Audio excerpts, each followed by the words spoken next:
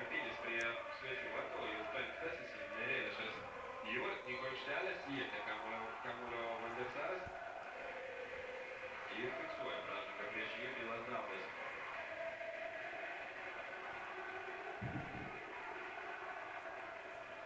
Skauzas spėjo išsisukti. Štai kas stebina šiek tiek Alekso Fergusono pasirinkime. Man galbūt nesitikėjo į tokio spaudimo, kokio pavyzdžiui, ką tik dar vieną matėme.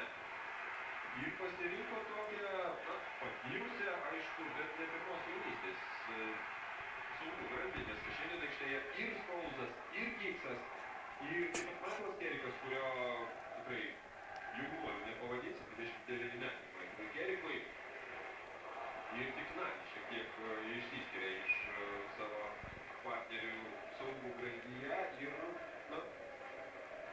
stebint bent jau iki šio taško rungtynės, nes susidaro toksai gilai įtarimas, ar tikrai buvo teisus Aleksas Fergusonas. Dar nuošalis nebuvo, vis dėlto nebuvo, nors suprantamas Vandersaro ryžtas įrodyti visiškai priešingą tiesą rungtynių arbitrui.